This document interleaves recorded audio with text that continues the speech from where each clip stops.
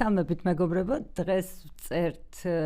პოდკასტის სოციალური დემოკრატიისთვის მეათე გამოშვებას. დღეს ვილაპარაკებთ რამდენიმე საჭირო საკითხზე ჩვენი ქვეყნისთვის. სოფო ვერძეული, სამართალმცოდნე, ია ერაძე, პოლიტეკონომისტი და მე გახლავართ თამარ ცხადაძე, ფილოსოფოსი. სამივე ვართ ამაყი წევრები მოძრაობის სოციალური დემოკრატიისთვის. და დღეს დაგეგმილი გქონდა დღევანდელი პოდკასტი, იმიტომ რომ ამ წუთას ერთ-ერთი აქტუალური თემა არის ვიზა ლიბერალიზაციის და უვიზო მიმოსვლის საქართველოს მოქალაქეებისთვის უვიზო მიმოსვლის შეჩერების რეალური საფრთხე, რომლისკენაც ვფიქრობთ, რომ მიგვაქვანებს ჩვენი ხელისუფლება ახლა, მაგრამ მანამ სანამ ამ საკითხზე მსჯელობაზე გადავალთ, გვინდა კიდევ უფრო გამწვავებული ასპექტი რამდენიმე დღევანდელი კონტექსტის ამი მოვიხილოთ. ჩვენ ვიცით, რომ გუშინ წინ დაიწყო კიდევ ერთი ახალი კერა გამწვავების, როდესაც საზოგადოებრივი მაუწყებლიდან წამოსულ მარშს ქართული ოცნების კახა კალაძის საარჩევნო ოფისთან თავს დაესხნენ სამოქალაქო ფორმაში ჩაცმული პირები და პოლიცია აშკარად ჩანდა, რომ ან მათ ხარს უჭერდა, ან ყოველ შემთხვევაში არაფერს აკეთებდა იმისთვის, რომ ეს ძალადობა აღეკვეთა. ამას მოჰყვა შემდეგ გუშინ საკმაოდ დიდი მსვლელობა და აქცია იმავე ოფისის წინააღმდეგ წინ მელიქიშვილის ქუჩაზე და მინდა ისე ვერ დავიწყებთ ჩვენ უფრო ზოგად ლაპარაკს, სანამ რამდენიმე სიტყვით მაინც არ შევეხებით ამ მოვლენათა განვითარების ამ კონტექსტს. სამწუხაროდ ქართული ოცნების პროპაგანდამ ააგორა ძალიან საშიში და ბინძური კამპანია პროტესტში ჩართული ადამიანების წინააღმდეგ, მათ შორის რამდენიმე არის ჩვენი მოძრაობის წევრი და მინდა რომ მაინც დასაწყისი დღევანდელი მსჯელობის დავუთმოთ ამ საკითხზე ლაპარაკს. აი იქნებ სოფოს თხოვდი, რომ ამ თავისი აზრი გაგვიზიაროს, რამდენადაც შესაძლებელია, სამართლებრივი იქნება თუ პოლიტიკური შეფასება, უბრალოდ კომენტარი რიგითი მოქალაქის თვალსაზრისიდან იმის შესახებ, თუ რას ვუყურებთ დღეს და რისი მომსწრე ვართ. პრინციპში ჩვენ რაც ვნახეთ ბოლო ამ კვირაში, ბოლო ესეთი მწვავე დაპირისპირება პროტესტის მონაწილეებს და ქართული ოცნების მხარდაჭერილ ჯგუფებს შორის, ეს არის რაღაც ქართული ოცნების ერთგვარი მცდელობა, ხო, რომ თითქოს თავის სისტემის გარეთ გაიტანოს ძალადობა და სამოქალაქო პირების დაპირისპირებად წარმოაჩინოს ის, რაც მოხდა. სინამდვილეში ბევრი გარემოება ადასტურებს იმას, რომ ეს იყო სწორედ ქართული ოცნების მიერ ორგანიზებული, წაქეზებული ჯგუფი, რომელიც შემთხვევით იმ დროს, იმ მომენტში, იმ ადგილას არ აღმოჩენილა. ჩვენ ბევრი გარემოება გვაქვს, რაც გვაფიქრებინებს, რომ ეს იყო პირველი პრინციპში დღე, როდესაც საზოგადოებრივი მაუწყებლის მარშს პოლიცია არ მიყვებოდა და ტრადიციულად როგორც წესი, მათ მიყვება ხოლმე მინიმუმ ერთი ეკიპაჟი პოლიციის, რომელიც ვითარებას აკონტროლებს. ეს იყო პირველი საეჭვო გარემოება. მეორე იყო ის, რომ მანქანებით ორგანიზებულად მოხდა ალყაში მოქცევა საზოგადოებრივი მაუწყებლის მარშის მონაწილეების, როდესაც ისინი მივიდნენ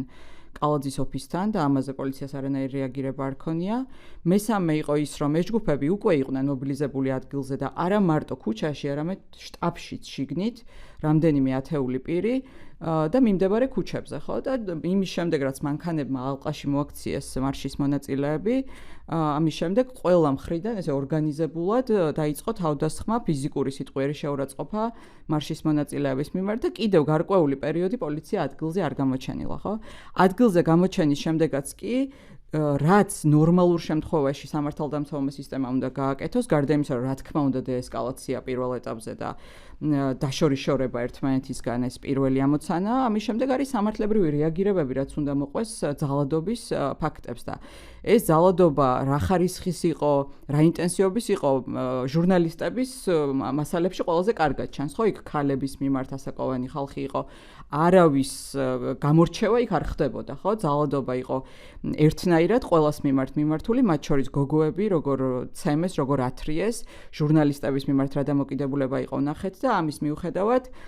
ადგილზე პოლიციას არც არავინ დაუკავებია და რამდენი ხანი გავიდა და ისევ რაღაცა კონკრეტული სამართლებრივი შედეგი ამას არ მოყოლია. ეხლა ეს გარემოებები ახალი ამაში არაფერი არ არის, ჩვენ ამას ვუყურებთ მინიმუმ 1 წელია და მეტი. როგორც ცდილობს ქართული ოცნება ხან საკუთარი ხელით და ხან სისტემის გარეთ გატანილი ხელით რაღაცა ძალადობას, რა თქმა უნდა, მთავარი მიზანი არის ერთი ის, რომ კიდევ ერთხელ იერიში მიიტანონ პროტესტზე და რაღაცა უწყვეტ წინააღმდეგობის პროცესზე, რომელიც მიდის ქვეყანაში, თუმცა მეორე ალბათ ის არის, რომ ქართულ ოცნებას აწყობს რაღაცნაირად ამ ტემპერატურის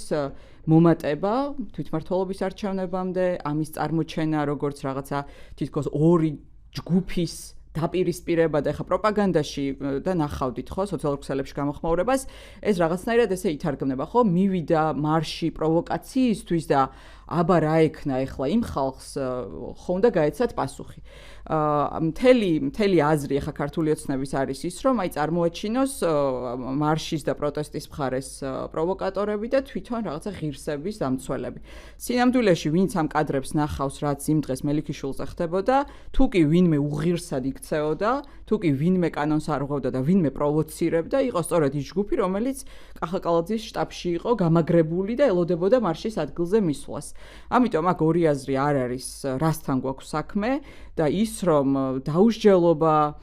წახალისება ძალადობის ნორმად იქცა ქართული ოცნების პირობებში, ეს არის ერთ-ერთი ალბათ ყველაზე მძიმე სოციალური თვალსაზრისითაც შედეგი გარდა პოლიტიკურისა, ხო სამართლებრივისა, რაც მოიტანა აი ამ რაღაცა ქართული ოცნების ავტორიტარიზმის ამ ბოლო ეტაპმა. ამ დოზით ქუჩაში გადატანილი ძალადობა, ასეთი უკონტროლობა, რასაც ჩვენ ხედავთ და წახალისება ძალადობის, რომელსაც არანაირი რეაგირება არ მოყვება, ძალიან სახიფათოა სოციალური თვალსაზრისით და საზოგადოებრივი თანაცხოვრების თვალსაზრისით. და სრულიად უპასუხისმგებლო ქართული ოცნების მხრიდან, რომელიც მზად არის, რომ მისი რაღაცა პოლიტიკური მიზნებისთვის ამ ტიპის დაპირისპირებაც კი ქუჩაში გადაიტანოს და წაახალისოს. და არ უნდა დაგვავიწყდეს თან ისიც, რა მომენტში ხდება ეს ყველაფერი, ხო? ეხლა თამარ შენახსენე ვიზა ლიბერალიზაციის საკითხი და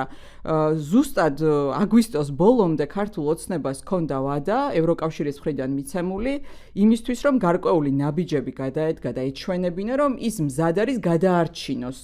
უვიზო მიმოსვლის საკითხი ჩვენი მოქალაქეებისთვის და არა მისთვის პირადად, ხო, ის პასუხისმგებელია როგორც ხელისუფალი, ხო, თავის თავს ხო არ ქმევს ხელისუფალს, ხო ამბობს, რომ არჩევნებში გავიმარჯვე. რა მნიშვნელობა აქვს ხვები, რას ფიქრობენ, თვითონ ასე წარმოაჩენს თავის თავს და ხელისუფლებაში თუ ხარ და პასუხისმგებლობა თუ შენ გეკისრება, შენ ხარ ვალდებული ის სიკეთე, რითიც ჩვენი მოსახლეობა ამდენი ხანი სარგებლობდა და ამაზეც ვილაპარაკებთ, რამხელა მნიშვნელობა აქვს ამას ჩვენი მოქალაქეებისთვის, ხელიდან არ გამოაცალო შენ ხალხს. ამის საპასუხოდ, რომ ეს ვადა მიცემული ვადა რაღაც პოლიტიკურ ნაბიჯებში ეთარგმნათ და ეს შანსი გამოეყენებინათ, აგვისტოს ბოლოს ვნახეთ სამოქალაქო საზოგადოების ორგანიზაციებზე მიზანმიმართული შეტევა, 7 არასამთავრობო ორგანიზაციის დაყადაღება, მათი ხელმძღვანელების დაკითხვებზე სიარული და ახლა ხედავთ ქუჩაში გადატანილ ესკალაციას, რომელიც გასაგებია რა პოლიტიკურ სურათსაც ქმნის საერთო ჯამში და ისიც ცხადია, რომ ეს არათუ არ ეხმარება, პირდაპირ ნიშნავს იმას, რომ მიდის ქართული ოცნება იქეთკენ, რომ ჩვენ გაგვიჩერდეს, ხო, უვიზო მიმოსვლა. კი, სოფონა, ეს არის ერთი მხრივ, რა თქმა უნდა, ეს კონტექსტი, რომელზეც გვინდა რომ მეტი ვილაპარაკოთ და ახლა იასაც მინდა რომ ვკითხო ამაზე, მაგრამ მანამდე მინდა ვთქვა, რომ აი ეს ყველაზე მეტად მართლა ამ წუთას იმ უამრავი უბედურებისა, რაც ახლა ჩვენს თავს ხდება, დიდი ხანია უკვე საკმაოდ, რასაც ვუყურებთ და აქ ჩემთვის არ არის ახლა კი, ბევრი ვფიქრობთ, რომ აბა რა არის ეს, რა ტაქტიკა, რა სტრატეგია, რა ტექნოლოგია ოცნების მიერ აი ამ რაღაცების ჩადენის. რაც არ უნდა იყოს და აქაც რაღაც ვერსიები არსებობს, ზოგი შეიძლება მართალი აღმოჩნდეს, ზოგი წყვილი, მაგრამ მთავარი არის, რომ ზედაპირზე რაც დევს, როგორც ახლა ქართული ოცნება თავის ხელისუფლებას კანონიერს თუ უკანონოს, ჩვენ გვაქვს ამაზე ჩვენი ყველას მოსაზრებები, ახორციელებს, ეს არის პირდაპირი გზა სამოქალაქო დაპირისპირების გაჩაღებისკენ, მოდი ესე ვთქვათ რა ეს პირდაპირ, ხო? მთელი ბოლო 2 წელია გვიძახიან აბა ომი ხوار გინდათ, აბა ომი ხوار გინდათ, რასაც ეხლა ისინი აშკარად აკეთებენ, არის ის, რომ ადამიანები გადაკინონ ერთმანეთს, პირდაპირ ფიზიკურ დაპირისპირებამდე ეს მიიყვანონ, ზოგიერთ შემთხვევაში ეს იმით, რომ იქ ძალოვნებს აუშვებენ და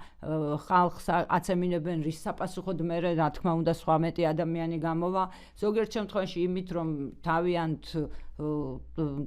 დაგეშილ არაფორმალურ რაღაც თანამშრომლებს ალბათ გამოუშვებენ ადამიანებზე, რეალურად ერთი არის, რომ ამ ძალადობის პირდაპირ წახალისება და ამის კადრები დავარქვათ, თუ რაც ამის სუფთა მგზოველობით დონეზე შეჩვევა მოსახლეობის, რომ ეს არის ნორმალური და ნორმალიზება ამის და მეორე მხრივ, რა თქმა უნდა, უფრო მსხვილ პოლიტიკურ ნაბიჯებსაც თუ შევხედავთ მას და მათი პროპაგანდის აი ამ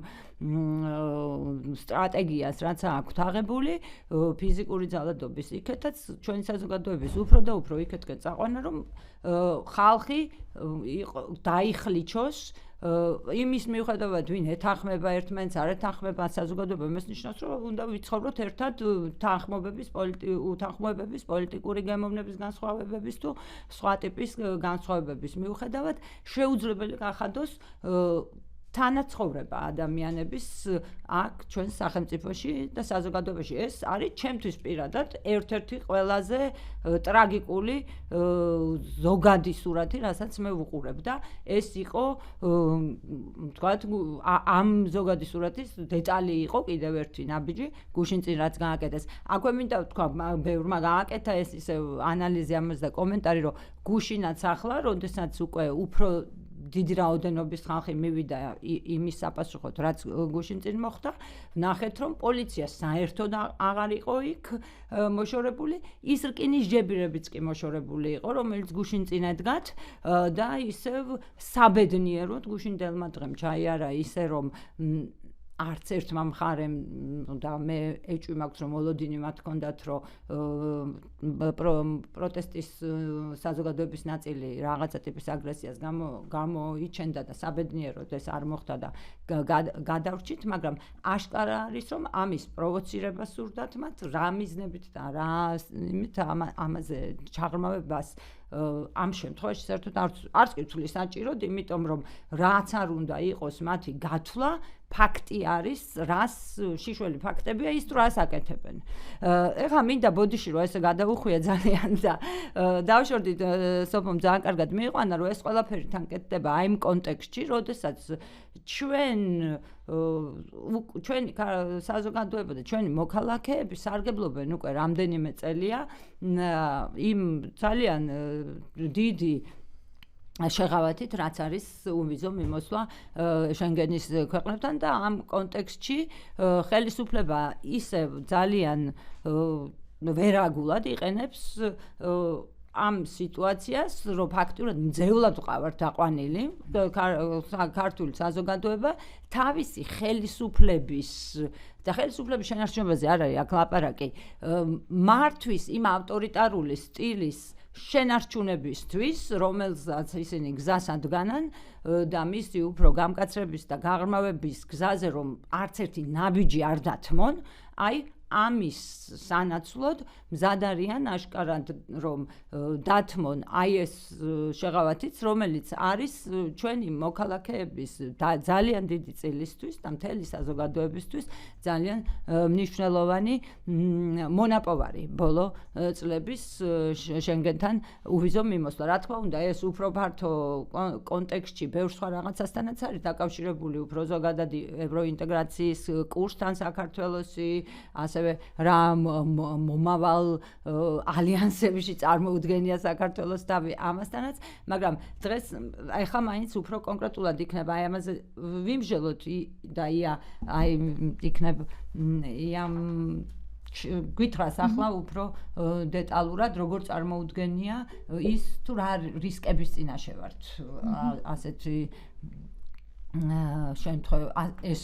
შესაძლებლობა თუ მატერიალიზდა და თუ რეალურად წაიღო ევროკავშირმა ვიზო მიმოსვლა.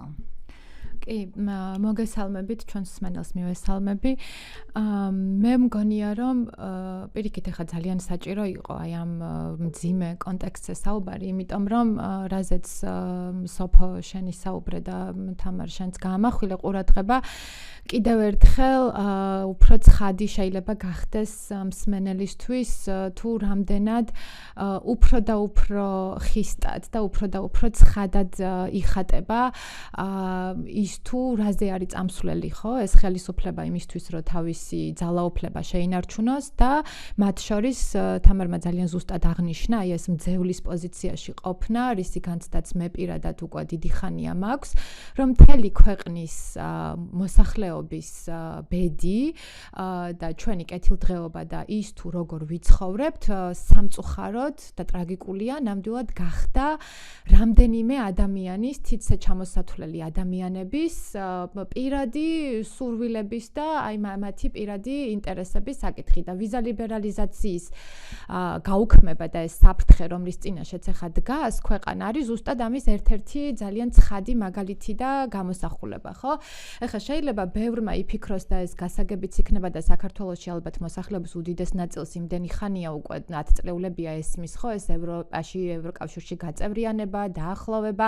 შეიძლება ძალიან აბსურდულად ჟღერდა ეს ყველაფერი წლების განმავლობაში და ბევრს რაღაცა იმედგაცრუებაც გაუჩნდა მაგრამ თუ რაღაც არსებობს მართლა ესეთი აი ხელშესახები ხო აი რომ თუ აი თუნდაც ბევრი რამის გაუქმებაზე შეიძლება ყოფილა ლაპარაკი მაგრამ ამ მექანიზმების გაუქმების შედეგი ესეთი ხელშესახები მოსახლეობისთვის შეიძლება არ ყოფილა მაგრამ ვიზა ლიბერალიზაცია არის გამონაკლისი მართლა შეიძლება ითქვას იმიტომ რომ არ ვიცი არ მეგულება ადამიანი რომელსაც პირდაპირ თუ არა ირიბად მაინც არ ესარგებლოს აი ამ სიკეთით რომლითაც სარგებლობს ხო ქვეყანა 2017 წლიდან მოყოლებული. ამას ბევრი განზომილება აქვს და ბევრი ასპექტი აქვს, ხო, ამ ვიზა ლიბერალიზაციის საკითხს დაწყებული პოლიტიკური და კულტურული ასპექტებიდან დამთავრებული აი მართლა ყოველდღიური სოციოეკონომიკური ასპექტებით და მე პირველ რიგში აი ამ ასპექტებზე შევჩერდები, ხო, რაც აი, იმიტომ რომ ხშირად არის ხოლმე საუბარი იმაზე, რომ მე რა მოხდა, თუ ადამიანები ვეღარ დაისვენებენ, ვეღარ იმოგზაურებენ, რა ვიცი, პარიზში თუ რომში და რომ თურმე ვიზა ლიბერალიზაციის შეწყვეტა პირველ რიგში იმ ადამიანებს დააზარალებს, ვინც ვეღარ გაატარებს, არ დადეგებს ევროპაში და რომ ეს შეეხება ძალიან ესეთ პატარა, ისედაც ფინანსურად კარგად მყოფ სოციალურ ჯგუფს, ხო? აი მაგას ჩაგეჭრები, ხა რაღაც პროპაგანდა ზუსტად ააგეს იმაზე, რომ არა უშავს თუ ვერ ვიმოგზაურებთ, სამაგიეროდ სუვერენულ ქვეყანა გვექნება, ეგ ერთი არის, რა თქმა უნდა, ჩემთვის ესეც მნიშვნელოვანია, რომ ადამიანის ძალიან ფუნდამენტური სიკეთეა ცხოვრების თავისუფალი გადაადგილება და ჩემთვის კარგი სამყარო არის ისეთი სამყარო, რომელსაც ადამიანებს შეუძლიათ ასეთი გადაადგილება და ზოგადად ეს ჩაკეტილი საზღვრები უფრო ზოგადადაც არის ამიტომ პრობლემა, მაგრამ მეორე აი ამაზე გვინდა ზუსტად ლაპარაკი, რომ ეს ამის ესე წარმოდგენა, რომ რაღაცა დროს სატარებლად ევროპაში ვეღარ ვიმოგზაურებთ. ეს რამხელა ცინიზმია. ჩვენი ხელისუფლების რიტორიკაში, რომ თურმე ჩვენს მოქალაქეებს ვიზა ლიბერალიზაცია ძირითადად სჭირდებათ როგორც ფუფუნების საგანი იქ რომ რაღაცა მართლა ეიფელის კოშკთან სელფები გადაიღონ და რეალურად ამის უკან რამხელა სხვა მნიშვნელოვანი მდგენელები დგას ამის სრულიად უგულებელყოფა და აი ამაზე ბოდიში რომ შეგაწყვეტინა არა პირიქით კი აბსოლუტურად მიუღებელია ხო პრინციპში ამ მხოლოდ აი ამ პრინციპში ეს არის ის რაზეც ალბათ ამ ხელისუფლებას შეეძლო რომ მისი ეს პროპაგანდა და დაეფუძნებინა და წარმოეჩინა ვიზა ლიბერალიზაციის გაუქმება, როგორც საფრთხე და დანაკლისი მხოლოდ მცირე ისედაც შეძლებული ფენისთვის, საზოგადოების ფენისთვის. ხო, სინამდვილეში იმავე ხელისუფლებამ ძალიან კარგად იცის და მათივე განცხადებები და მათივე პირიდან და მათ შორის ბიძინა ივანიშვილის პირით მოგვისმენია, ხო? თუნდაც დაპირებებიც კი, საარჩევნო დაპირებებიც კი, რომ ისინი შექმნიდნენ უფრო მეტი დასაქმების შესაძლებლობებს, ხო, ქართული მოსახლეობისთვის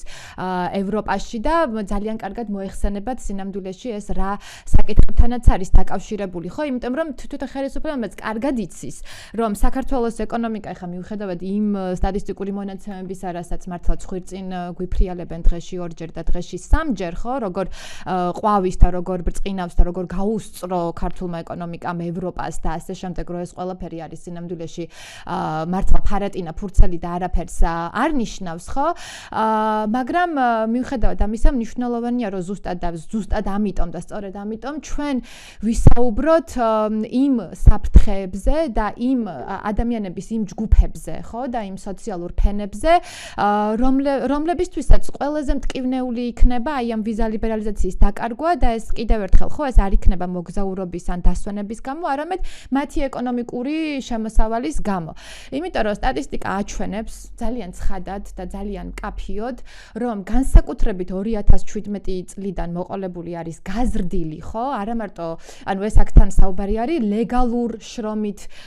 ემიგრაციაზე ევროკავშირის ქვეყნებში, ხო, იმიტომ რომ ხა ბუნებრივია შესაძლებლობა გაჩნდა და თუ მანამდე ადამიანებს უწევდათ, არ ვიცი, მე პირადად უამრავი საშინელი ისტორია მომისმენია, ხო, როგორ გადადიოდნენ ფეხით, იგივე საბერძნეთში წამსვლელი ადამიანები რაღაცა ვაგონებით და არაადამიანურ პირობებში 2017 წლისგან უკვე გაჩნდა იმის საშუალება, რომ ადამიანებს როგორც ღირსეულად ეგრძნოთ ადამიანურად თავი და ისე გადაადგილებული იყვნენ, ხო, ევროპაში მათ შორის შრომისთვის, აქ აღარ არის საუბარი იმ თქვათ არალეგალურ შრომით ემიგრაციაზე, რომელიც არც არის აღრიცხული ამ სტატისტიკაში, თუმცა ასევე რასაც ვხედავთ არის ის, რომ ფულადი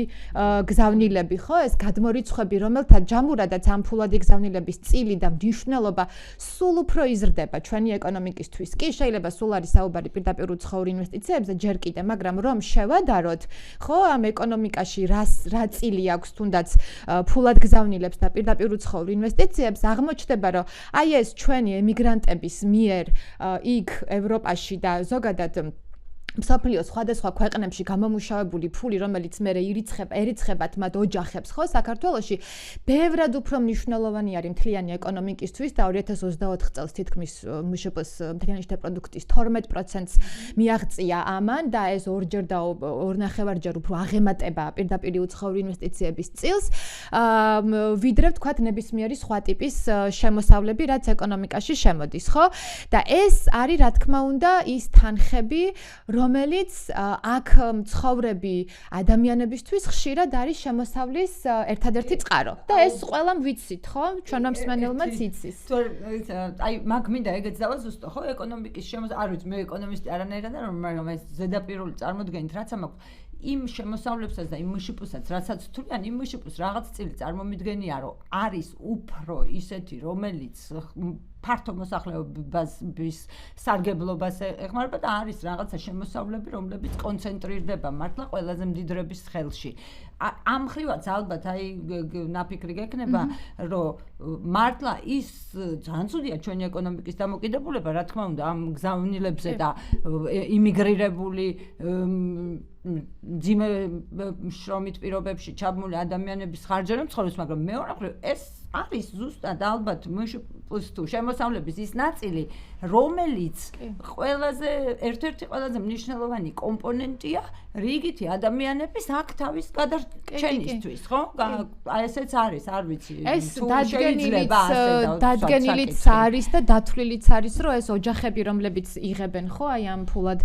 გზავნილებს, ამ დახმარებას ყოველთვიურად, როგორც წესი ეს არის ყოველთვიური გადმორიცხვები, ეს ამ თანხის ძირითადი ნაწილი იხარჯება ეხება მოხმარებაზე, ხო? ანუ რა ის მყისი არის საჭიროებები, ხა ეს არ არის თანხები, რო აქ ადამიანები მდიდრულად ცხოვრობდნენ ამ ფულით, ხო? ანუ მათი მყისი არის საჭიროებები იქნება ეს, არ ვიცი, საკვების შეძენა, წამლების შეძენა, ექიმთან მისვლა, აი ასეთ ხარჯებზე, განათლების ხარჯები. კი ბატონო და აქ კიდე ოღონდ ძალიან მინდა რომ ხაზი გაუსვა იმას რომ სულ რაღაც 1-2 კვირის წინ იყო მე მგონი დაახლოებით ასევე ირაკლი კობახიძის განცხადება იყო ამასთან დაკავშირებით რომ როცა ის ცდილობდა რომ გაებათილებინა რომ თითქოს არაფერი არ ხდება ხო აი ამ ვიზა ლიბერალიზაციის დაკარგვით რომ იგივე სამკურნალო თუ მიდიან ადამიანები არაუშავს ისინი სხვაგან წავლენ ხო ეს შრომით ემიგრაციაზეც რომ თითქოს ახლა გაახსენდა ამ თავრობას რომ ასეთი გადინება რო ხდება ადამიანების ხო შრომით ემიგრაციაზე რომ ეს სინამდვილეში კარგი არ არის ხო ეს არის სინამდვილეში დამახასიათებელი ძალიან ღარიბი ეკონომიკებისთვის ხო ის რომ ჩვენ შრომით ბაზარზე უკვე ბოლო რამდენიმე წელია მართლა დეფიციტი იქმნება შრომითი რესურსის ხო ეს ნამდვილად არ არის კარგი და როდესაც ჩვენ მაგალითად ვლაპარაკობთ იმაზე რომ ვიზა ლიბერალიზაციის გაუქმებით ადამიანები დაკარგავენ აი ამ თქვათ შემოსავლის წყაროს ევროკავშირიდან ამით არ იგულისხმება ის რომ ეს რაღაცა კარგი ტენდენციაა რომ ეს უნდა გაგრძელდეს ხო მაგრამ საქმე იმაშია რომ იქედან გამომდინარე რომ ამ ქვეყანაში სამწუხაროდ არაფერი ძვრა არ აქვს და პირი არ უჩანს იმას რომ ეს ხელისუფლება მით უმეტეს ამ ხელისუფლების პირობებში ან შეიქმნება უფრო მეტი დასაქმების ადგილები ან უკეთესი დასაქმების პირობები და ხელფასები გაჩნდება აი ამ პირობებში ადამიანებმა გამოძებნეს საკმაოდ რთული გადაწყვეტილებაა ხო შრომით ემიგრაციაში წასვლა ოჯახებთან დაშორება ამ გადაწყვეტილებაზე წავიდნენ და აი ახლა ეს რაღაცა ეს წყაროც აი ეს შემოსავლის წყაროც რო გადაეკეტებათ ოჯახებს ეს არის ტრაგედია თორე იმას არავინ არ მიესალმება რომ გაგრძელდეს აი ეს მასიური გადინება ქვეყნიდან და ეს იყოს რაღაცა შეუქცევადი განგრძობითი პროცესი ია ამ საკითხებს და ეს გარდა ეკონომიკურისა და ეხლა ამ წუთას ძირითადად მაინც ამ შრომით მიგრაციის და იქ უამრავი ჯანდაცვაც ვახსენეთ და მეტადაც შეიძლება თქვა მაგრამ აი აუცილებლად ისე მეტის ლაპარაკი დღეს მოგიწევს რადგან ძალიან დიდი ასპექტი არის სწორედ ეკონომიკური მაგრამ აი სოფოსაც იქნებ მითხრა აი განაიმტო ყველამ იამაც შეიძლება აზრი გამოთქვას ამაზე თქვა აი ჩვენთან სოციალურ უფლებებთან ეს რა კავშირში ავიღოთ აი იგივე იამახსენა ჩვენს მოქალაქეებს მუდმივად უწევთ წასვლა მე პირადად ვიცნობ რამდენიმე ადამიანს და ეს არ არის მხოლოდ ონკოპაციენტები აქვე ალბათ შესავალში უნდა გვეხსენებინა რომ ამ კვირაში ასევე იყო ორშაბათს ონკოპაციენტების აქცია რომლებიც ითხოვდნენ საკუთარი უფლებების და სახელმწიფოს მიერ მათ წინაშე მეტი პასუხისმგებლობის გამოჩენას ბევრი არის ონკოპაციენტი რომელიც უფასოდ კურნალობს ევროპულ ქვეყნებში ზოგიერთ შემთხვევაში შეიძლება ეს იყოს უფრო ფინანსური რაღაცა ან Facebook-ზე აგროვებული ფულით ან თუ ოჯახს აქვს ამის რესურსი ვიზა ლიბერალიზაციას საშუალებას აძლევს რომ სასწრაფო თუნდაც ფასიანი მომსახურება მიიღოს სამედიცინო ევროპაში იმით რომ სწრაფად წავა და ვიზაზე დიდი ბიუროკრატიული პროცედურების გავლა არ დასჭირდება მაგრამ მაინც ძირითადად ერთი სეგმენტი ასე ვთქვათ აი რაც ახსენა არის იმ ადამიანებისა ვინც მიდის ზოგიერთი ბარდება იქ როგორც ვიცი ზოგიერთი რაღაცა სხვა სტატუსით, მაგრამ იღებს ევროპაში უფასო სამედიცინო დახმარებას, იმიტომ რომ ევროპის ამ რამდენიმე სახელმწიფოში, რომელიც ყველაზე პოპულარული აღმოჩნდა ჩვენი მოქალაქეებისთვის, არის სახელმწიფოს აქვს ვალდებულება, სულ ერთია მოქალაქეა თუ არა მოქალაქეა, ადამიანი, რომელსაც აქვს ასეთი სამედიცინო საჭიროებები, არ დატოვოს ქუჩაში, ხო? და აი ერთი მხრივ, რა თქმა უნდა, ამას აქ რო ერთი მხრივ ტრაგედიაა ის, რომ ჩვენს მოქალაქეებს ამ ტიპის საძიებელი უნდა ჰქონდეთ უცხო ქვეყანაში ეს თვით გადარჩენის რაღაც გზები მე წეგან დავიწყე არ დავამთავრე უშუალოდ ჩემი ახლობელს და ნაცნობ ადამიანებს მაგალითად შვილები გაუხიზნავთ გერმანიაში იმიტომ რომ იმათ სჭირდებოდათ რაღაცა ხშირი დიალიზი და ამის გარეშე ვერ გადარჩებოდნენ და იმ დროს აქ არ არსებობდა არ ვიცი ახლა რამე ამ ხრივ თუ გაუმჯობეს და არ არსებობდა ეგეთი უზრუნველყოფილი სახელმწიფოს მიერ ასეთი სამედიცინო სიცოცხლის გადამრჩენი სერვისები და აი აქ ერთი არის აი ესეც მინდა ვთქვა ჩვენი სახელმწიფო ამ სოციალური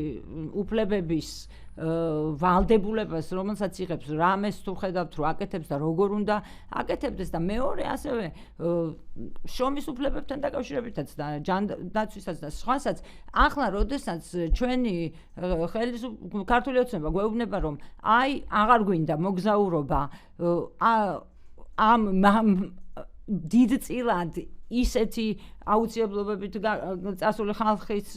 შესახებ რომელთაც მათი პასუხისმგებლობა რო ეს აუცილებლობები არ კონდეთ მეორე მხრივ რამეს თუ აკეთებს საერთოდ ჩვენი მოქალაქეების უცხოეთში დაცვისთვის ხო იმიტომ რომ აი გვეუბნებიან სუვერენული სახელმწიფო გვინდა ძლიერი სახელმწიფო გვინდა ევროპაში ჩვენი პირობებით შევიდეთ მე ესე ვიცი რომ ძლიერი სახელმწიფოების ერთ-ერთი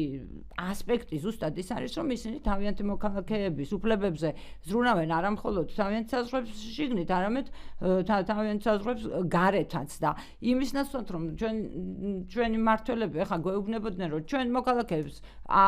აღარ ისე მოვიქცევით რომ ამ გასაქცევის საშუალებაც აღარ გქონდეთ ამის ნაცვლად რომ ამბობდეს რომ ისე ავაწყობთ აქ მდგომარეობას რომ არ გქონდეთ ეს გასაქცევი და მეორე მხრივ ვინც არის წასული იქაც რა შეიძლება აკეთებდეს რომ იქ დაიცვას ჩვენი მოქალაქეების უფლებები ამ მხრივ რამეს აკეთებს საერთოდ ჩვენი სახელმწიფო ვთქვათ ჩვენ შრომით მიგრაციაში წასული ადამიანების მოქალაქეების უფლების დასაცავად უცხოეთში ბოდიში რო ესე დაგესხი ამ შეკითხვით მაგრამ მართლა მაინტერესებს ამაზეც შორდება შეიძლება თემას მაგრამ ეგეც არის ეხა იარასაც ამბობდა თამარ მთელ რიგ გარემოებებს რასაც ჩამოთვლი და რაც პრინციპში მიზეზია ამ დოზით და ამ რაოდენობით ხალხის გადინების ხო ქვეყნიდან ერთადერთი ეგ რაზეც საუბრობს არის ის რომ ჩვენ გვაქვს სრულიად სოციალურად უპასუხისმგებლო სახელმწიფო ხო ჩემთვის როგორც ამ ქვეყნის მოქალაქისთვის ან სასაცილოა სუვერენიტეტზე ლაპარაკი მაშინ როცა ჩემს ქვეყანას არ შეუძლია აკონტროლოს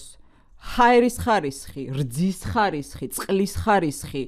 ისე გააკეთოს შადრევნის რემონტი, რომ იქ დენი არ გადიოდეს და ბავშვი არ დაიღუპოს, თხრილები არ იყოს ყველა გარეუბანში, სადაც ბავშვები ხოცებიან. აი, ამ სიტუაციაში სუვერენულობაზე ლაპარაკი არის ყველაზე კარგ შემთხვევაში სირაქლემის პოზაში ყოფნა და არაღიარება იმის, რომ შენი ეზოს იქეთ და შენი კარის იქეთ ტოტალური სიღარიბე, გაჭირვება და უთანასწორობაა და არ დანახვა იმის, რომ შენი შვილების და შენი ოჯახის გარდა ყველა ფაქტობრივად თავის გადარჩენის რეჟიმზეა გადასული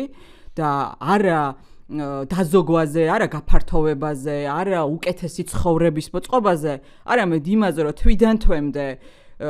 საკუთარ ოჯახს გაზრდილი ფასების პირობებში იგივე შემოსავლით გაუმკლავდი ამ საჭიროებებს, ხო? ყველა ჩემ გარშემო არის ცხოვრების ამ რუტინაში გადაშვებული, ხო?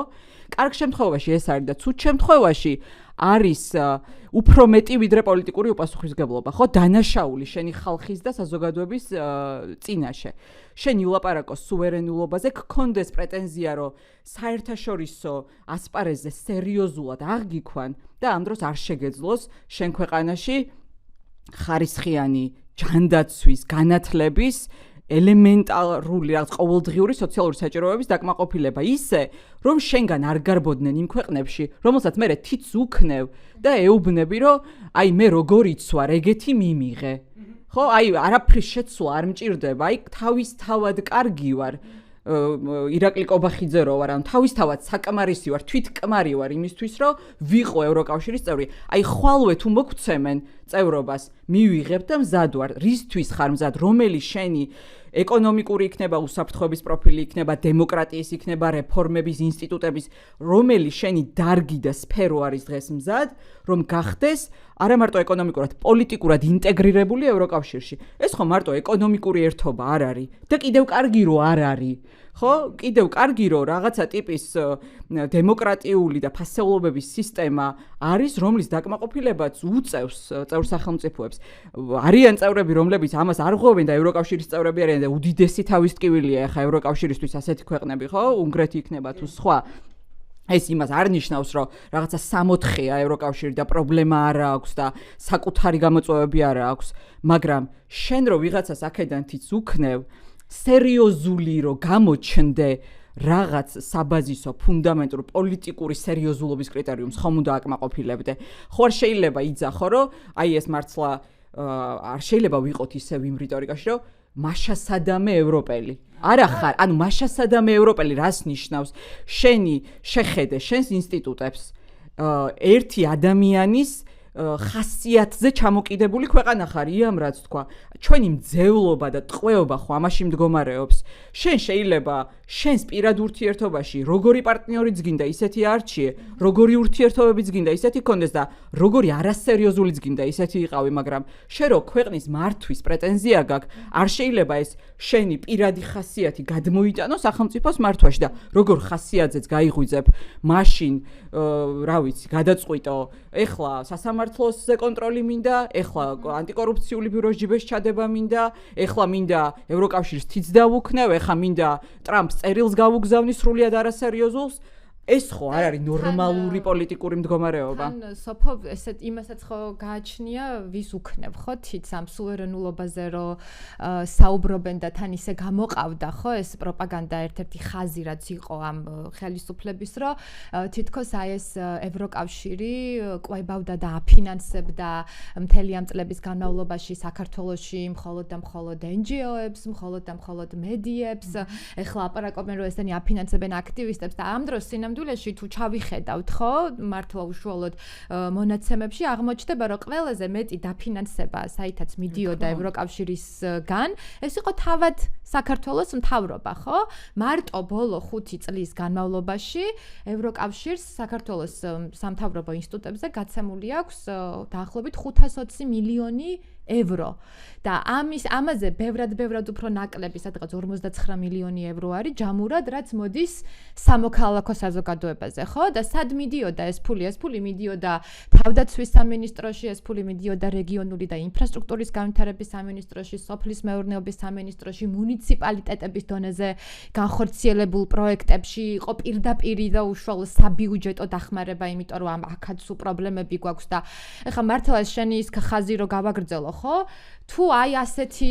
მართლა მაგარი და სუვერენული და ასეთი თვითკმარი გონია ხო ამ საქართველოს ეგრეთ წოდებულ ხელისუფლებას თავისი თავი და თავისი რესურსები რატო იყო მაშინ საჭირო ამ წლების განმავლობაში ამდენი ასეულობით მილიონი ევროს დახმარება აი ამ ცალკეული სამინისტროებისთვის ხო გასცენ მაშინ პასუხი ამ კითხვებს და როგორ აპირებენ თუნდაც ეხლა ეს სამთავრობო დახმარებები რო შეაჩერა ევროკავშირმა ანუ აქაც კიდე ერთხელ რო თქვათ ალბათ მსმენელისთვის იმაზე კი არის საუბარი რომ ეს რამენაირად კარგია რომ ქვეყანა ამ დოზით არის არა ტრაგედიაც ანუ ორმაგი ტრაგედია გვჭირს ერთი ტრაგედია არის ის რომ ვერც ჯანდაცვის მხრივ, ვერც განათლების მხრივ, ვერც დასაქმების მხრივ ქვეყანაში ადამიანები საშუალს ვერ პოულობენ და გარბიან. ტრაგედია ისიც, რომ ბიუჯეტში საკმარისი ფული არაა და სამინისტროებს საკმარისი ფული არა აქვს და ამ მხრივ დამოკიდებული ვართ თუნდაც ევროკავშირზე, მაგრამ ორმაგი ტრაგედია მდგომარეობს იმაში, რომ რა წყაროც იყო აი ამ შემოსავლების და რაღაცა ამ პრობლემების თითქოს დროებით მოგვარების და გადავადების ესეც ისპობა. და ეს ღია კითხვად რჩება ჩემთვის პირადად, რომ ეხლა რა ამოავსებს აი ამ დაწყებული თითოეული ოჯახიდან, ან თითოეული სტუდენტიდან, რომელიც სეზონურ სამუშაოზე მიდიოდა, დამთავრებული ვთქვათ იმ სამინისტროებში, რომლებიც ამ ასეულობით მილიონობით ფულს იღებდნენ. ეხლა ეს ამდენი ცარიელი რაღაცა ამოუსებელი ეს ხო რჩება არა ხრელი ეხა რა ეშველება ამ ყველაფერს ვიძახოთ რომ ვართ სუვერენულები და ეს გადაგვარჩენს? ხო, არა, ეგ მეც მინდა რომ დავამატო, ხა ზოგიერთმა დადოიქ სტატისტიკა, CRRC-ის კვლევა იყო, მე საქსტატის მონაცემებს გაანალიზეს, რომ აღმოჩნდა, რომ ვიზა უვიზო მიმოსვლის შემდეგ ძალიან ბევრს პროცენტულად შეიძლება რაღაცა სადღაც 20%-ის ფარგლებში იმერყეობდა, ხო, როგორც მახსოვს, მგონი საზღვრის კვეთები, ვინც გამოკითხვაში ამბობდა რა პროცენტს usargeblია უვიზო მიმოსვლით. მაგრამ აქ ზუსტად აი ხა რაზეც ლაპარაკობდა, მაგ ძალიან მნიშვნელოვანია, რომ ბევრი ადამიანი, ვინც ერთხელ წავიდა სამუშაოდ, მას არის დამოკიდებული ან კიდე უკან ბევრი, ხო? აქ მარტო ეს არ არის უვიზო მიმოსვლა, მართლა რაღაცა ტურისტული ვიზიტებისთვის და იქ რაღაცა მუზეუმების მოსანახულებელი წასვლები და ოჯახის წევრებს ხვდებიან კიდე ეს უნდა ვთქვათ. და ეგეც არის მნიშვნელოვანი, რომ ძალიან ბევრი ადამიანი, ვინც წასული არის და იქიდან არჩენს აქ ოჯახს, ამ უვიზო მიმოსვლამ შესაძლებლობა მისცა მათ, რომ რაღაცა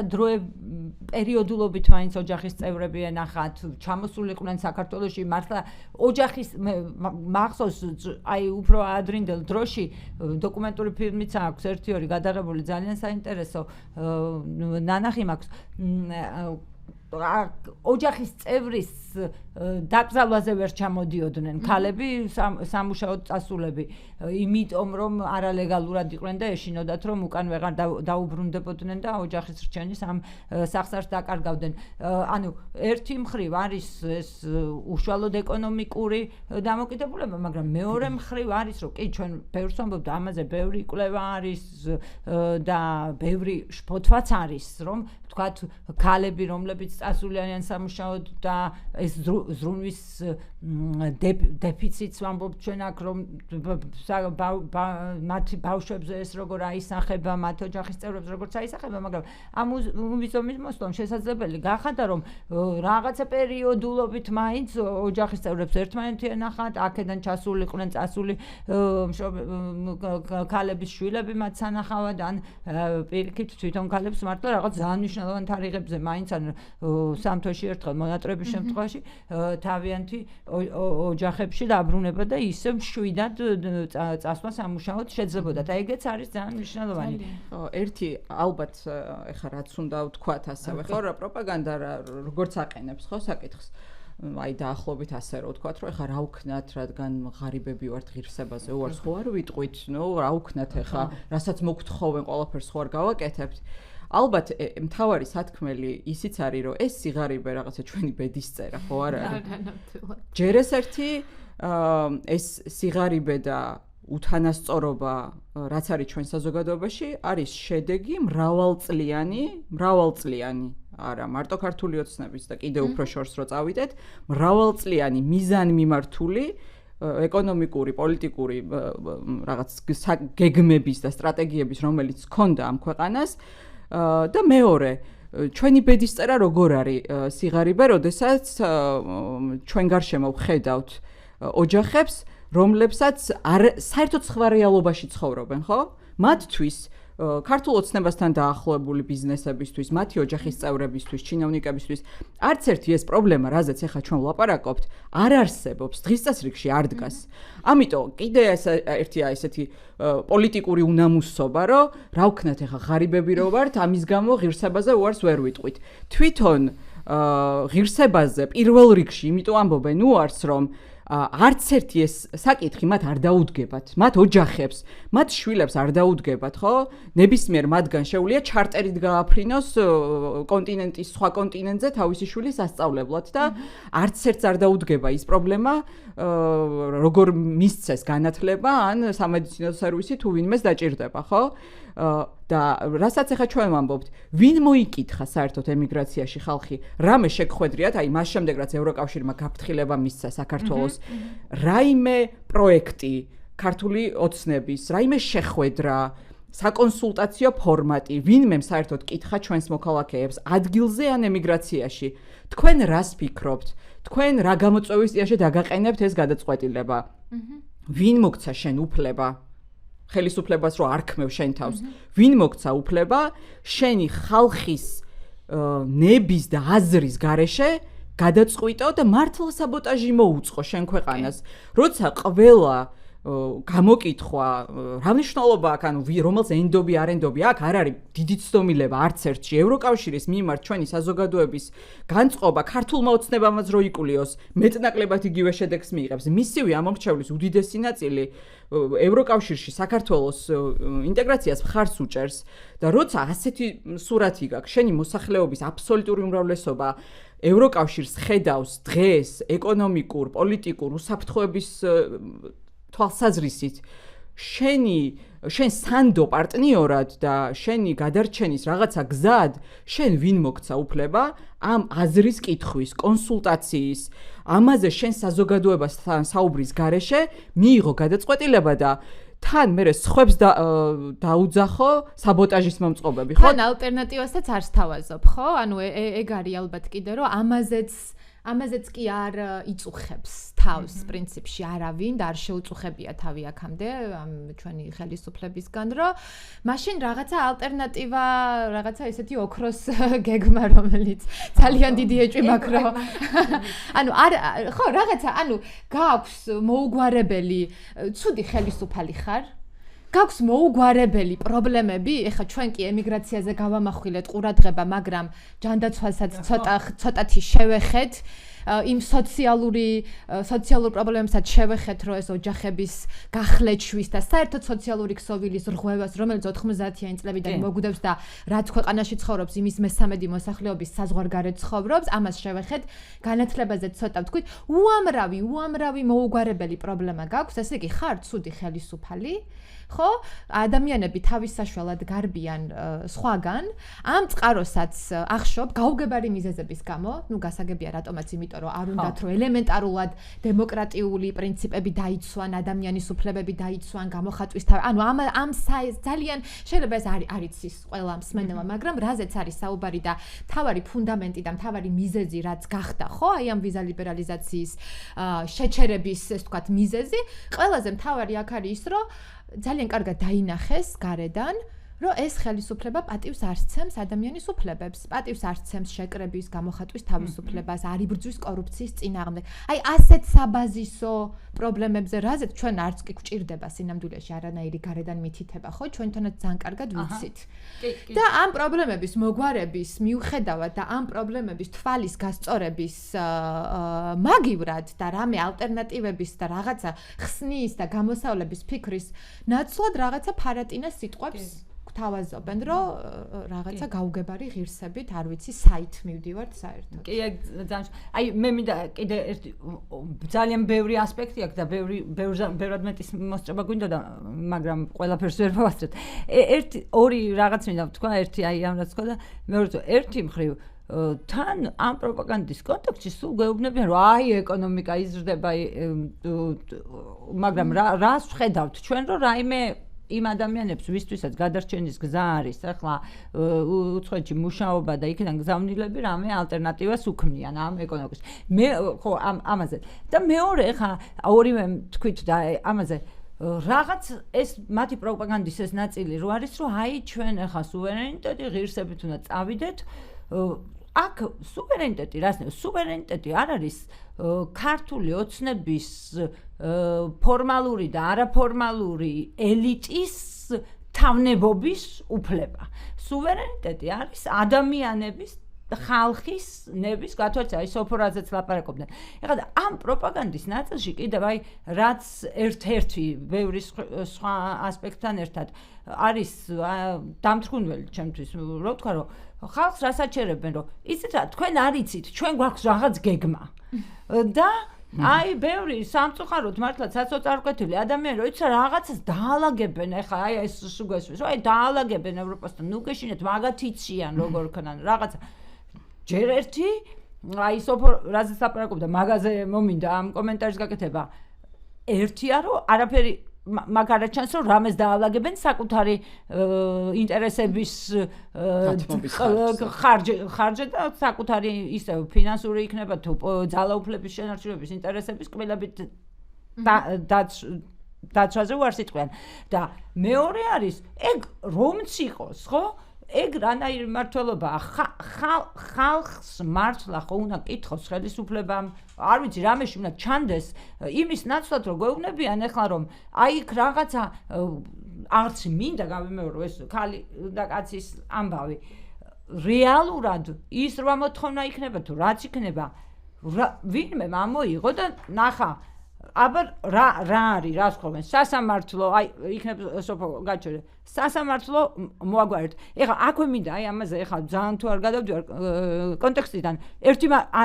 შემთხვევა რომელიც ბევრს აქვს ჩვენი მოქალაქეები გაქცეული მოქალაქეები რომელმაც მოახერხა და უცხოეთის მოქალაქეობა მიიღო უფრო და უფრო მეტისგან მესმის რომ არ მინდა საქართველოს მოქალაქეობა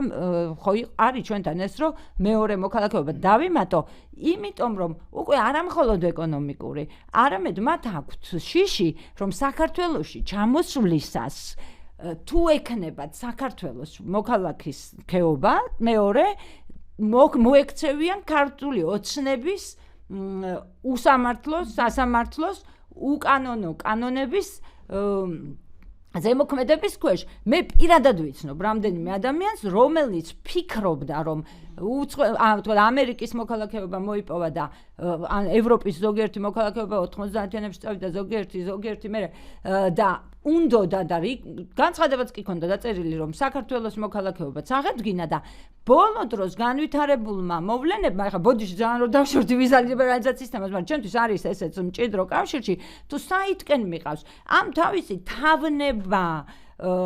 მართლობით და ის პირობებიც რაც ვიზა ლიბერალიზაციისთვის არის დაყენებული ხო არის ეგ პირობები რომ საკუთარი მოქალაქეები იქ ერთი თუ ორი არის მე მგონი პირობა რომელიც ევროპასთან უშუალო ურთიერთობას ეხება დანარჩენი პირობები არის ხელისუფლება როგორ ექცევა საკუთარ მოქალაქეებს და ამიტომ ცოტა გამექცა ეხლა სხვა თემაზე რომ ხელისუფლება თუ როგორ ექცევა საკუთარ მოქალაქეებს და ძალიან კარგად ჩანს იმაზეც თუ ადამიანებისთვის საშიში ხდება საქართველოს მოქალაქეობა აი ეს ბოდიში ხა ძალიან აუღელდი მაგრამ ძალიან მნიშვნელოვანი რაღაცა სიმპტომი არის ჩემთვის იმისა საერთოდ მივდივართ ამას ხშირად იხუებს ოცნების პროპაგანდა ხელზე ამ 8 წინაპირობას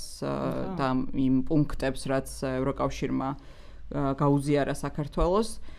სიმართლე და სინამდვილე არის ის რომ და განსაკუთრებით ახლა ამ თემას ატრიალებენ ხო აი ოჯახის სიწმინდის დაცვის კანონების ცვლილებას გთხოვენ და ასე შემდეგ თუ ჩავხედავთ ევროკავშირის ზოგადად წინაპირობებს არა მარტო ამას წინას და ურთიერთობას შეგვიძლია ძალიან მარტივად გამოვიტანოთ ის დასკვნა რომ ევროკავშირი ყოველთვის ადამიანის უფლებებზე საუბრის დროს ეყრდნობა ადამიანის უფლებათა ევროპულ კონვენციას, სტრასბურგის სასამართლოს გადაწყვეტილებებს, იმ სტანდარტებს, რომელიც მან როგორც ევროკავშირმა კი არ დაიდგინა ადამიანის უფლებების სფეროში არსებობს. მათ შორის ეხლა როცა გთხოვს ადამიანის უფლებების დაცვას დისკრიმინაციისგან, შეკრება მანიფესტაციების დროს სახის ძვლები რო არ უნდა დაულეწო აქციის მონაწილეებს, ის რომ პოლიციელი რო ძალადობას ჩაიდენს უნდა გამოიძიო და დასაჯო, ეს არის ადამიანის უფლებების ძირითადი სტანდარტები ევროკავშირის ქვეყნებისთვისაც და ევროსაბჭოს ქვეყნებისთვისაც. ჩვენ თუ ამ ლოგიკით წავედით და ამაში ვინმე შეყვა ქართულ ოცნებას მაშინ ევროსაბჭოდანაც გამოვალთ, ყველაფრიდან გამოვალთ და დაუბრუნდებით კატასტროფაში, სადაც მართლა ესე ძლიერი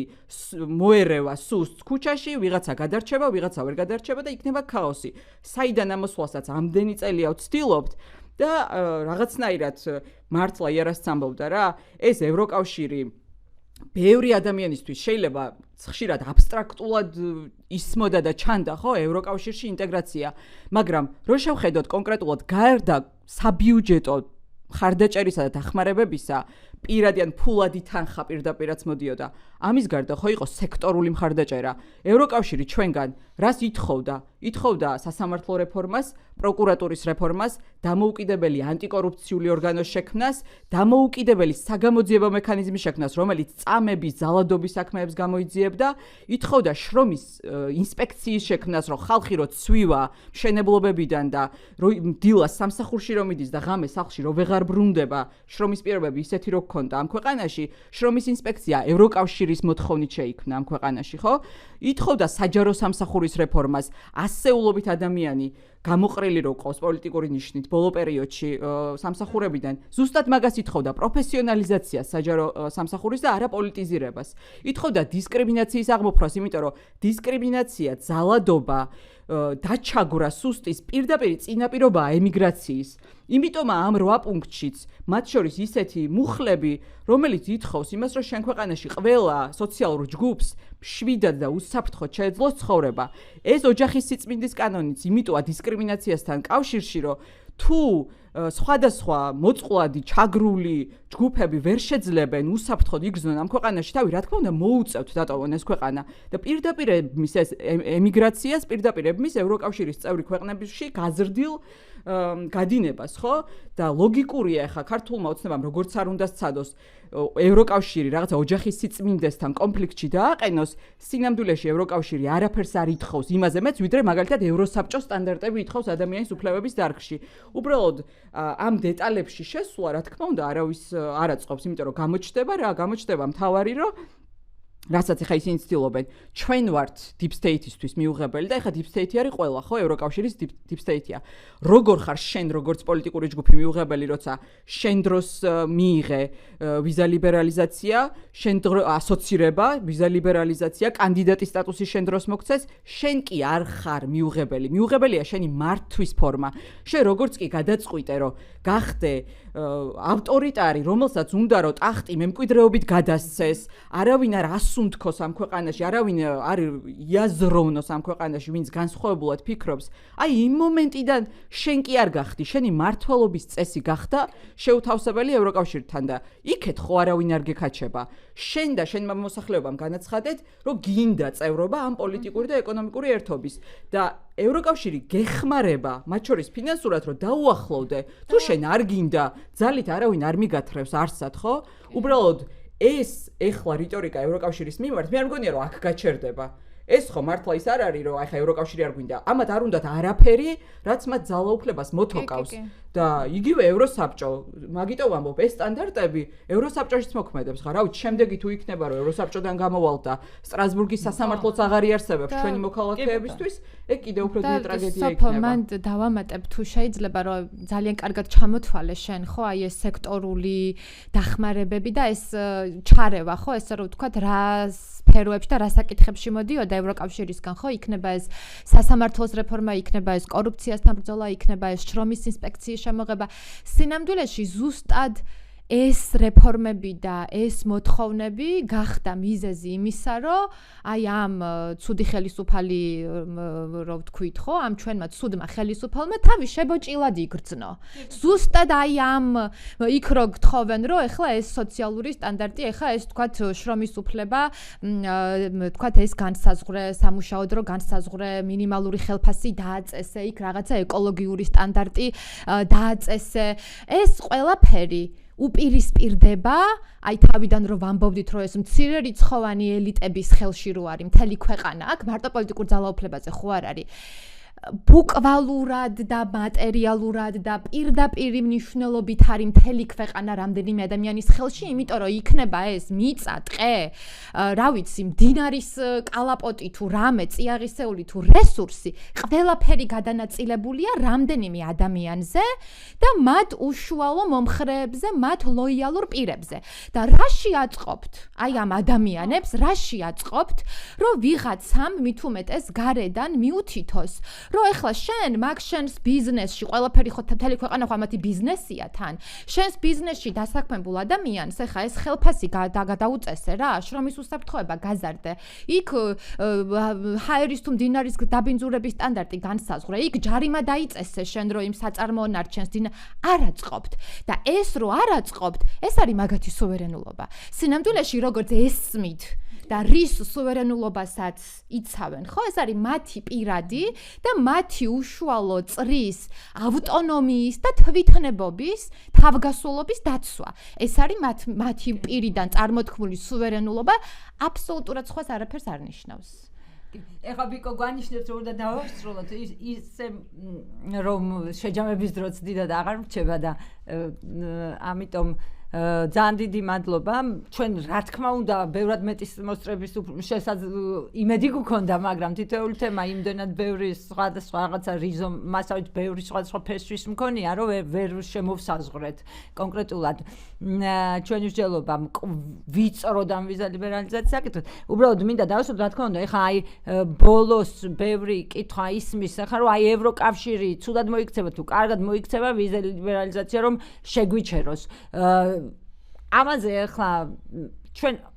არ გვიჟელია სოფომაც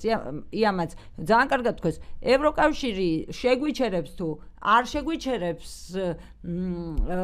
მთავარი აქ უნდა შეხვედროთ პასუხისმგებლობა ვისია და ასევე გასაგებია რა ხელისუფლებების, რა ქმედებები,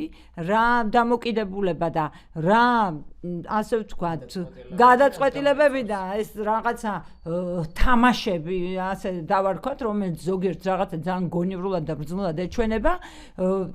რასთან მიგვიყვანს. აქ ამაზე მაინც ვცადეთ კონცენტრაცია, მაგრამ მაინც აი დასასრულისთვის სოფო შეხვარ შეაჯამებდი, მაინც ამასაც, რომ რას ამ კონტექსტში საიდან მოვედით აქ და სად მივდივართ და რამ გამოიწვია ის, რომ ასეთი ტრაგიკული სიტუაციის წინაშე მე დარწმუნებული ვარ, ევროკავშირსაც არ აქვს ამის ინტერესი, რომ შეაჩეროს, მაგრამ რა ბერკეტი არსებობს კიდევ იმისა, იმ მსგავსობის ასალაგმად რაც გაქვს. რა თქმა უნდა, ეხლა ამ მთელი ეს 1 საათი, რაზეც ვლაპარაკობთ, არის ის ძალიან მძიმე შედეგები, რასაც უვიზო მიმოსვლის შეჩერება გამოიწვევს ჩვენი მოქალაქეებისთვის და შეუძლებელია აქ ვინმეს პოზიცია იყოს ისეთი, რომ უვიზო უნდა შეჩერდეს. რა თქმა უნდა, ეს იქნება პირდაპირ რაღაცნაირი დარტყმა ჩვენს მოქალაქეებს და კიდევ ერთხელ არ მგონია, რომ ეს იყოს დარტყმა ქართული ოცნების და აი ამ პატარა ელიტის ჯგუფებზე, რომლებიც ისედაც ისარგებლებენ ყველა სიკეთით, რაც ევროკავშირში და მის მიღმა არსებობს. თუმცა მეორეს მხრივ ახლა ვაცნობიერებთ, რომ რაღაცა წინაპირობები შემიწევს, როცა ითხოვ თანასწორ პარტნიორად შენს დაყენებას საერთაშორისო ურთიერთობებში, ეს მარტო ამ შენს სუვერენულობას და თვითნებობას ხო არ ეხება, თუ ხარ თანასწორი პარტნიორი, მაშინ პასუხისმგებლობებიც თანასწორად უნდა აიღო და ეს პასუხისმგებლობები უკავშირდება იმ წინაპირობებს, რომელიც აქვს ზოგადად უვიზო მიმოსვლას. ყველას არ აქვს ეს უვიზო მიმოსვლა ევროკავშირთან. ჩვენ ეს მოვიპოვეთ კონკრეტული ნაბიჯებით და რეფორმებით და საქართველოს მიიღო უვიზო მიმოსვლა იმის გამო, რომ ჩვენ დავაკმაყოფილეთ რაღაც კრიტერიუმები, რომელსაც ვეღარ ვაკმაყოფილებთ, მაგრამ ამის მიუხედავად, რა თქმა უნდა, ეხა მოძრაობის პოზიციაც, ჩვენი ყველას პოზიციაც ის არის, რომ ეს იქნება უმძიმესი გადაწყვეტილება ჩვენი მოქალაქეებისთვის და მე იმედი მაქვს, რომ მიუხედავად იმისა, რომ ევროკავშირში ამაზე კონსენსუსი ვერ ხერხდება, რომ ინდივიდუალური გადაწყვეტილებები იყოს მიღებული იმ ხალხის მიმართ, ვინც პირდაპირ და უშუალოდ არის პასუხისმგებელი ადამიანის უფლებების მძიმე დარღვევებზე და დემოკრატიის უკუსლაზე ამ ქვეყანაში, ეს უნდა იყოს მთავარი, რა თქმა უნდა, ხაზი. ინდივიდუალური ქვეყნებისთვისაც ევროკავშირში და მისი ბიუროკრატიისთვისაც. ამის გარდა რაღაცნაირად შეიძლება ახლა იმედის თვალით ვუყურებთ იმ პროცესს, რაც მიდის თვითონ ევროკავშირის შიგნით ამ უვიზო მიმოსვლის მექანიზმის რეფორმასთან დაკავშირებით, რომელიც თუ დასრულდა წარმატებით, ევროკავშირს შესაძლოა კონდეს ბერკეტი და მექანიზმი უვიზო მიმოსვლა გამოიყენოს უფრო ტარგეტირებულად არა მთელი ქვეყნის და საზოგადოების მიმართ, არამედ კონკრეტულად ვინც არის მართლა პასუხისმგებელი ამ მდგომარეობაზე და არა ჩვენი ხალხი, ხო, რომელიც ამდენი ხანია, ამდენი დღეა იბრძვის, უწყვეტი პროტესტია და ხალხი, რომელსაც არ დაუმსახურებია რაღაცნაირად აი ეს ძალიან მძიმე ზეგავლენა სოციალური და ეკონომიკური, რასაც ეს გამოიწვევს. ნახოთ, ევროკავშირი თვითონ არის ახლა ამ პროცესში, ამ მექანიზმის რეფორმირების პროცესში. ყველა შემთხვევაში, რა თქმა უნდა, ჩვენი პოზიცია არის ის, რომ იმ მდგომარეობას, რა მდგომარეობაშიც არის ჩვენი ქვეყანა, ყავს ერთადერთი პასუხისმგებელი. ეს პასუხისმგებელი არის ქართული ოცნება და მისი ლიდერშიპი და რა თქმა უნდა, ევროკავშირი უნდა იყოს მზად იმისთვის, რომ ინდივიდუალურად სწორედ ამ პირების მიმართ არსებული მექანიზმების და მომავალში მექანიზმების საშუალებით და იმედია, რომ ეს მექანიზმი გაჩნდება, უფრო მიზანმიმართული და უფრო ინდივიდუალური მექანიზმები და სანქციები გამოიყენოს. უნდა შევწყვიტოთ ახლა ლაპარაკი, ძალიან დიდი მადლობა, ვინც გვისმინეთ და მოგიწოდებთ უსმინოთ ხოლმე ჩვენს პოდკასტს, რომელიც ხუთშაბათობით საღამოს 8 საათზე ქვეყნდება ჩვენს არხებზე.